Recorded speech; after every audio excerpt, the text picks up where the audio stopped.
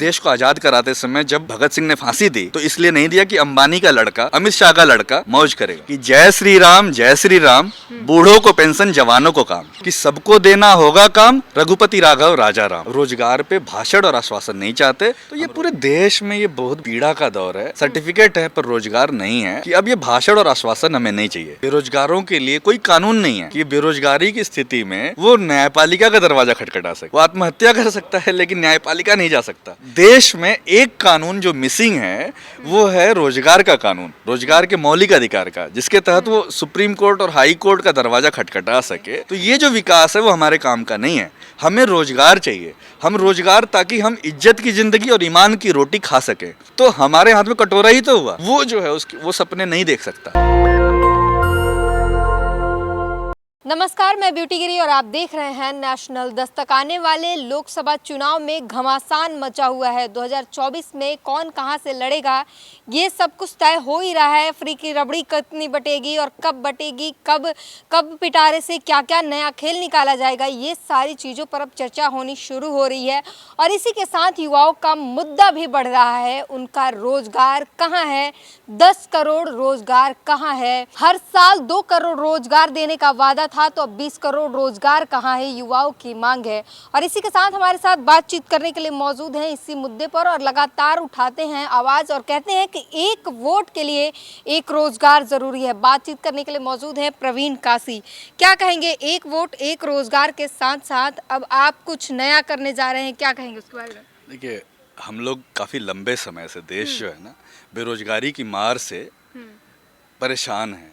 लोग जो है बेरोजगारी पढ़ाई लिखाई करने के बाद अच्छी डिग्रियां लेकर के बीटेक, एमबीए, बीए, बीएससी तो छोटी डिग्रियां हैं, पीएचडी किए हुए छात्र जो है आज काम नहीं है और इसकी वजह से वो बेरोजगारी की स्थिति में नशे में जा रहे, नशे से फिर अपराध में जा रहे।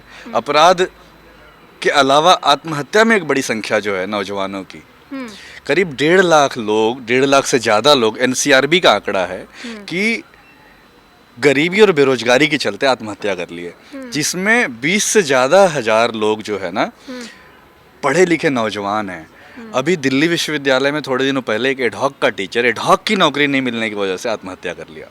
आप सोचिए कि जिसके पास पढ़ाने का एक लंबा अनुभव था, उसे एडहॉक की नौकरी नहीं मिली और दबाव में उसने फांसी का फंदा चुन लिया। ऐसे देश में तमाम लोग ना गरीबी और बेरोजगारी के चलते आप देखेंगे कोई 5,000 का फ़ोन के लिए कर्ज लिया है, 10,000 फ़ोन, कोई नया फ़ोन लेने के लिए 10-10 हज़ार का कर्ज ले लेता है लोग, वो नहीं दे पा रहा है। हैदराबाद की एक दंपत्ति ने आत्महत्या कर लिया, 12,000 का कर्जा था उनके ऊपर, है ना। तो ये पूरे देश में ये बहुत पीड़ा का दौर है।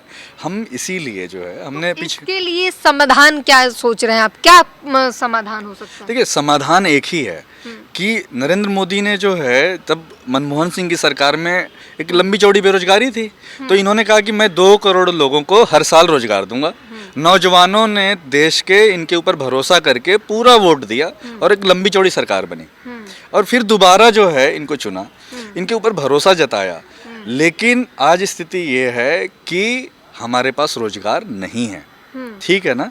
डिग्रियां हैं, सर्टिफिकेट है, पर रोजगार नहीं है। ऐसी स्थिति में हमने कहा कि अब ये भाषण और आश्वासन हमें नहीं चाहिए कि कोई भी नेता आके हमारे बीच में गए, मैं पहली कलम से जो है ना आपको क्या दूंगा, रोजगार दूंगा, इतने करोड़ दूंगा। आज नरेंद्र मोदी ने 2 करोड़ बोला, कोई जो है कल अमित शाह 5 करोड़ बोल देंगे, योगी जी जो है 10 करोड़ बोल देंगे, तेजस्वी यादव ने भी 10 लाख पहली कलम से बोल दिया कि मैं सरकार बना दो, मैं दे दूंगा। ये बोलियां न लगाई जाए। अब जो है आप इस संसद में आप एक कानून लाइए कि रोजगार को मौलिक अधिकार बना दिया जाए।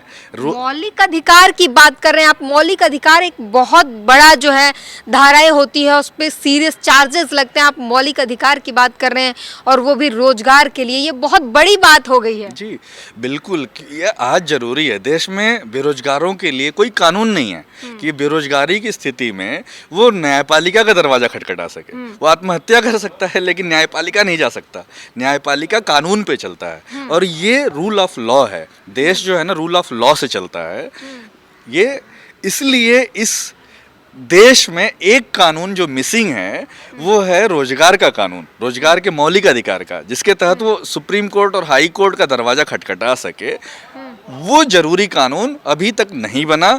इसलिए हमारा ये कहना है कि ये जो संसद, जो नई संसद, नई इमारत खड़ी है, इसमें जो है अभी जो शीतकालीन सत्र चल रहा, अगर आप सभी सांसदों को अपने वोटर को लेकर के संवेदना है, अपने नौजवानों को लेकर संवेदना है, तो आप जो है रोजगार को मौलिक अधिकार बना दीजिए। उसमें कुछ नहीं होता, एक स्याही खर्च होनी है, पेन से साइन करना है। कई कानून आए किसानों को लेकर के, कानून आपने गलत कानून लेके आए थे 3, वापस लिए आप, लिए ना। तो कानून बनाने में तो सिर्फ सही खर्च करनी होती है। कानून जो है आप बना दीजिए, ठीक, और वो बनाया जा सकता है।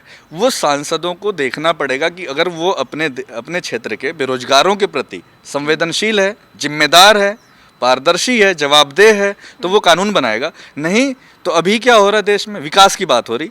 विकास का मतलब एक्सप्रेसवे है, कार तो नहीं है मेरे पास। एक्सप्रेसवे हमारे किस काम का? आपने चला दी वंदे भारत। वंदे भारत का जो किराया है वो हमारे पास देने का नहीं है, तो वो हमारे काम का नहीं। तो ये जो विकास है वो हमारे काम का नहीं है। हमें रोजगार चाहिए, हम रोजगार, ताकि हम इज्जत की ज़िंदगी और ईमान की रोटी खा सकें। देश के संविधान में बाबा साहब ने जो संविधान बनाया, उसमें एक बात लिखी हुई है, अनुच्छेद 21 जो है, उसमें साफ साफ लिखा हुआ है। क्या लिखा है? कि जीवन जीने का जो अधिकार है ना, वो इज्जत के साथ है। इज्जत के साथ, वो साफ साफ लिखा, अनुच्छेद 21, जिसको सर्वोच्च न्यायालय ने व्याख्या किया। अभी क्या है कि देश में 80 करोड़ लोगों को, जिसको 5वीं अर्थव्यवस्था बता रहे, ये जो देश है उसमें 5वीं अर्थव्यवस्था में 80 करोड़ लोग, नरेंद्र मोदी कहते हैं कि वो 5 किलो अनाज पर है। बोल रहे हैं ना कि मैं 80 करोड़ लोगों को 5 किलो अनाज दे रहा। अरे भाई, ये गर्व की बात है। 5वीं अर्थव्यवस्था, दूसरी तरफ 80 करोड़ लोग कटोरा लेके खड़े 5 किलो अनाज का, रोज लग जाते हैं वहाँ लाइन में। आपने लाइन में 80 करोड़ लोगों को खड़ा कर दिया। ये दो बातें। अनाज देने का मतलब ये थोड़ी हुआ कि भीख मंगा बना रहे हैं, भीख दे रहे हैं। वो आर्थिक रूप से एक सहायता है, मंथली सहायता दे रहे हैं लोगों को, थोड़ी बहुत जो कम जिनकी इनकम है उनको सहायता दे रहे हैं कि घर चलाने में थोड़ी सी समस्याएं कम आए। देखिए, ये सहायता नहीं है, ये लोगों को जो है आपने क्या छोड़ दिया कि जो ये 5वीं अर्थव्यवस्था है उसको आप ध्यान से समझिए। ये जो है करीब 3.3 ट्रिलियन डॉलर की है, ठीक है। इस 3.3 ट्रिलियन डॉलर में से आपको कितना मिलना है? 5 किलो अनाज। 80 करोड़ लोगों को 5 किलो अनाज, बाकी को सारा माल। यही तो हुआ। 20 करोड़ लोग, अगर मान लीजिए देश में 100 करीब 2019 के आंकड़े के हिसाब से 92 करोड़ वोटर हैं, टोटल 92 करोड़ वोटर हैं। उसमें से आप देखेंगे तो 80 करोड़ लोगों को प्रधानमंत्री खुद बोल रहे हैं कि मैं 5 किलो अनाज देता हूं। तो ये जो 3.3 ट्रिलियन डॉलर की अर्थव्यवस्था, उसमें सारा माल आप किसको दे रहे हैं? थोड़े से लोगों को दे रहे हैं। ऑक्सफैम की रिपोर्ट है, वो कहता है कि 1% लोगों के पास 70% पूंजी है देश की, ठीक है। इसका मतलब क्या हुआ कि पूंजी कैसे, वेल्थ कैसे काउंट किया जाता है पूरे दुनिया में? वो होता है कि जीडीपी का 3 गुना या 4 गुना वेल्थ होता है। तो अभी जो जीडीपी है, अगर 3.3 ट्रिलियन डॉलर की है, 3 गुना अगर सबसे कम वाला लें तो कितने का पूंजी हुआ? 9.9 ट्रिलियन डॉलर की पूंजी हुई। इसमें से केवल 1% लोगों के पास 70% है, मतलब कि 1% लोगों के पास 7 ट्रिलियन डॉलर 1% लोगों के पास है। बाकी 99% लोग कितने में हैं? 3 ट्रिलियन डॉलर में, ठीक है। तो हमारे हाथ में कटोरा ही तो हुआ। बाकी जो नौजवान हैं, बाकी जो बच्चे हैं, उनके हाथ में तो कटोरा पकड़ा दिया ना आपने। डिग्री सर्टिफिकेट है, वो जो है उसकी वो सपने नहीं देख सकता, तो क्योंकि इतने सरकार काम ही की नहीं भी समस्या है कि जनसंख्या ज्यादा है, हमारे पास पोस्ट की कमी है, हमारे पास रोजगार की कमी है, हम कहाँ से ला के दे दें आपको? हाँ, सरकार का यही काम है, क्योंकि वो सरकार लोकतांत्रिक देश में हर एक वोट, आप वोट मांगते समय हर वोटर से बोलते हैं ना, आप भी मुझे वोट दीजिए। किसी को मना किया जाता है क्या? क्यों कहते हैं कि सब लोग वोट दें? क्योंकि देश सबका है। देश में कहीं संविधान में लिखा है कि देश जो है किसका है?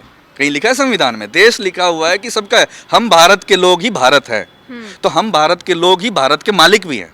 पर हम इसमें क्या किया कि वो कहने लगे कहाँ से दें? अरे उतने लोगों को कहाँ से? 7 ट्रिलियन डॉलर 1% लोगों को कैसे दे दिया? कौन तय किया ये बात? कैसे तय किया गया? भारत तो सबका है। इस देश का हवा, मिट्टी और पानी तीनों जहरीला हो गया। दिल्ली गैस चैम्बर बन जाता है, सांस लेने के लिए हमें दिक्कत होती है, ठीक है। मिट्टी जहरीली हो गई, हम जो भी खा रहे हैं वो सब क्या हो गया? जहरीला। हर 5वां आदमी कैंसर पेशेंट है, हर तीसरा आदमी डायबिटिक है। तो ये जो हवा पानी मिट्टी जो जहरीला हुआ, वो उसका कीमत कौन पे कर रहा? हम सब पे कर रहे हैं ना। और लेकिन लाभ किसने लिया? 1% लोगों ने। वो तो $7 ट्रिलियन का बना लिया उन्होंने अपनी इकोनॉमी, उनके पॉकेट में। उनके बच्चे लंदन रहते हैं, कोई स्विट्जरलैंड रहता है, उनको तो शुद्ध हवा मिल रहा है, पीने का पानी भी कई ₹100 का लीटर का पीते हैं वो। तो ये जो कॉस्ट हमने पे किया, और वो चूंकि ये देश लोकतांत्रिक देश है और वोटों से चलता, वोटों से बनती है सरकार। इस देश का एक ही विज्ञान है, वोट से सरकार बनती है और सरकार टैक्स से चलती है। एक ही विज्ञान है। उस टैक्स से, मेरा ये कहना है, उस टैक्स के पैसे का आपने वितरण असमान कर दिया। असमान कैसे हो गया बताइए? 1% लोगों को $7 ट्रिलियन की हिस्सेदारी है। 1% लोगों को मतलब 100 में से एक आदमी के पास $7 ट्रिलियन है और बाकी 99 को 3 में रख दिया। अब ये बताइए कि ये जो है, आपने अन्याय, शोषण, अत्याचार किया कि नहीं किया? तो अब ये भी तो है कि जो गरीब है उसको राशन दे रहे हैं, सहायता दे रहे हैं। अब ये थोड़ी है कि अमीर से पैसे लेके गरीब में बांट देंगे, ये तो नहीं चलता ना। नहीं, आपको नहीं, किसको बांटना है, किसको लेना है? देश की सरकार टैक्स से चलती है, टैक्स तो लेना पड़ेगा ना। तो टैक्स तो ले रहे हैं, सबसे टैक्स ले रहे हैं, पर हमसे जो टैक्स ले रहे हैं, मैं तो पार्ले जी खाता हूँ और एक चाय पिया, तो उससे मैं देश को कितना टैक्स दे लूंगा? आपको टैक्स तो उससे मिलना है ना जिसके पास पैसा है। पैसे वाले से आप टैक्स नहीं ले रहे, पैसे से पैसा मिलेगा ना, गरीब से क्या मिलेगा? तो आपने क्या किया कि हमें तो 5 किलो अनाज पे डाल दिया, ठीक है, और अब कह रहे हैं कि हम कहाँ से दें? देखिए, देश जो है ना, देश को देखना है तो देश आज़ादी से पहले और आज़ादी के बाद। देश को आज़ाद कराते समय जब भगत सिंह ने फांसी दी, तो इसलिए नहीं दिया कि अंबानी का लड़का, अमित शाह का लड़का मौज करेगा। देश के सभी बच्चों को, नौजवानों के लिए देश आज़ाद कराया गया था। ऐसे थोड़े कहा गया था कि कहाँ से देंगे, ये नहीं कहा था ना। कहा था क्या? भगत सिंह ने कहीं लिखा है? गांधी ने कहा है, अम्बेडकर ने कहा है ना, लोहिया ने कहा, जयप्रकाश नारायण ने कहा, क्या इनके वीर सावरकर ने कहा? कहीं कहा है क्या कि देश जो है कुछ लोगों को दे देना, मुकेश अंबानी को पकड़ा देना? ऐसा कहीं लिखा है? कहीं अगर किसी के डॉक्यूमेंट में हो तो बता दो। तो देश बनाने वाले तो वो थे, उन्होंने कहा कि सबको देना है। अब आप कह रहे हो कि कहाँ से रोजगार देंगे? ये बड़ा संकट का विषय हो गया। ये संकट दे, ये सवाल किससे होना है? कहाँ से देंगे? तुम कौन जो है? अब आप बनारस जो सांसदीय क्षेत्र है नरेंद्र मोदी की, वहां से आप चुनाव लड़ने के लिए तैयार हैं। मोदी को सीधा टक्कर देंगे और आप रोजगार देंगे फिर युवाओं को? नहीं, देखिए, हम कह रहे हैं कि पहली कलम से सिर्फ एक ही काम होना चाहिए, रोजगार को मौलिक अधिकार बना दे। जो वर्तमान सांसद है वही कर दे। हमने प्रयास किया, हम लोगों ने जनता धरना दी है ना, हम लोगों ने प्रदर्शन किया, हमने 30 सांसदों से मिलकर आवाज़ उठाई, पर ये बात जो है संसद के जो जिम्मेदार लोग हैं उनके कान पे जू तक नहीं रेंग रहा। इसलिए हमने ये नारा दिया। अभी जो है राम मंदिर का उद्घाटन हो रहा, तो हम लोगों ने नारा दिया है कि जय श्री राम, बूढ़ों को पेंशन, जवानों को काम। अभी जो नारा है वो अधूरा नारा है, अभी सिर्फ जय श्री राम हो रहा। हम कह रहे नहीं, जय श्री राम के बाद पूरा नारा ये है, बूढ़ों को पेंशन। देश में करीब 18 करोड़ बूढ़े लोग हैं, उनका 6 साल से पेंशन नहीं बना है। और जवानों को काम, क्योंकि अगर आपको हमारा वोट लेना है, हर लोकसभा में करीब 12 लाख वोट है, तो 6 लाख बेरोजगारों का वोट है और कम से कम उतने ही थोड़े कम बेशी बुजुर्ग हैं। तो ये लोग किस पर वोट करेंगे? हम ये कह रहे हैं कि वो जो है वोट करें तो वो विकास पे नहीं, क्योंकि एक्सप्रेसवे पे हमारी कार नहीं है, वंदे भारत का देने का किराया नहीं, एयरपोर्ट जो बना रहे उसमें हम कभी चल नहीं सकते उस हवाई जहाज में। तो आपको विकास पे नहीं, देश के संविधान के पहले पन्ने में क्या लिखा है? समानता, न्याय, भाईचारा। तो हम जो न्याय की बात है उसमें 2 न्याय फेल हो चुके, राजनीतिक और सामाजिक। क्यों फेल हुए? क्योंकि आर्थिक न्याय जो तीसरा न्याय था वो नहीं दिया गया। तो आर्थिक न्याय तभी सफल होगा, मिलेगा, जब आप रोजगार को मौलिक अधिकार बनाएंगे। सीधा सवाल, पॉलिटिकल क्वेश्चन है कि इसका जो बीजेपी का एजेंडा है कमोबेश वो साफ है और वो 10 साल से सरकार में है, उसका पता चल चुका है कि वो क्या करेगी, किस एजेंडे पे काम करेगी, रोजगार देगी नहीं देगी, ये साफ हो चुका है, हर किसी को पता है। तो अब ऑप्शन क्या है कि किसी दूसरे को लाएं या क्या कुछ करें, क्या करें? जनता को ये ध्यान देना होगा, ये नारा कि जय श्री राम, बूढ़ों को पेंशन, जवानों को काम, इनसे बोलना पड़ेगा। नारा देने से तो कुछ हो नहीं रहा ना, ये ध्यान देना पड़ेगा। लोग अगर जो लोग बेरोजगार हैं उन्हें क्या चाहिए? उन्हें काम चाहिए या विकास चाहिए? विकास से उसमें हमें न तो हम इस क्लब में बैठ के कॉफ़ी नहीं पी सकते, इस क्लब में जो अभी कॉन्स्टिट्यूशन क्लब है यहाँ हम कॉफ़ी नहीं पी सकते क्योंकि ये हमारे बजट में नहीं आता है। हमें चाय पीने के लिए फुटपाथ पे जाना पड़ेगा। आप बात को समझिए। तो अगर मुझे या मेरे जैसे तमाम नौजवानों को जो डिग्री ले चुके, सर्टिफिकेट ले चुके या जो नहीं पढ़ पाए, वो चाहते हैं कि उनकी आने वाली पीढ़ी कम से कम इज्जत और सम्मान से जी ले, तो उस इज्जत की ज़िंदगी और ईमान की रोटी के लिए आपको रोजगार को मौलिक अधिकार बनाने के लिए इस नारे को तो देना पड़ेगा और वोट रोजगार को मौलिक अधिकार पे देना पड़ेगा। नहीं तो आपके सामने नशे में आपके बच्चे जाएंगे, आपके बच्चे अपराध में जाएंगे, आपके बच्चे जो है आत्महत्या की तरफ जाएंगे। तो फिर आप आंसू जब बहाएंगे तो आपको सोचना होगा कि आप वोट आपने किस बात के लिए दिया। ठीक है, तो ये बात उस वोटर को सोचना है, उस परिवार को। मैं तो मेरी बात जो है वो ये है कि हम तो अपनी आवाज़ को उठा रहे, ठीक है, मेरी जितनी ताकत है हमने अपनी बात रखी और हम अपनी पुरजोर तरीके से लड़ेंगे, आखिरी सांस तक लड़ेंगे। ठीक है, हम ये बात को ले जाएंगे। के खिलाफ उनके सांसदीय क्षेत्र से आप लोकसभा में, हम लोकसभा में पूरी ताकत से जाएंगे और हम ये कहते हुए जाएंगे कि सबको देना होगा काम, रघुपति राघव राजा राम, मजदूरी का पूरा दाम, पति तपावन सीताराम।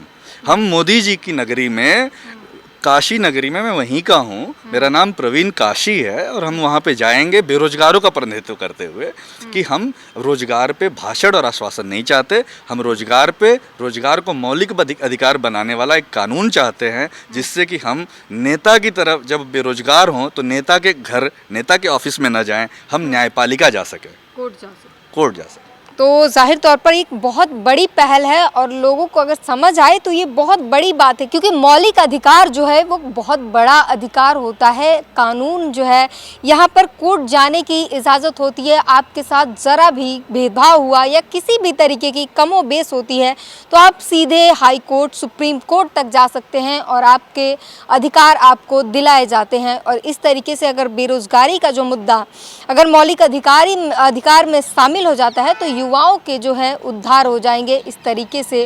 और ये बहुत बड़ी बात है समझने के लिए।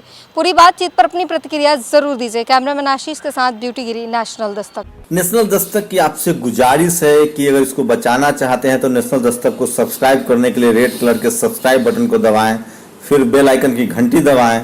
नेशनल दस्तक को बचाने के लिए बहुत जरूरी है कि हर खबर को शेयर करें, लाइक करें, कमेंट जरूर करें।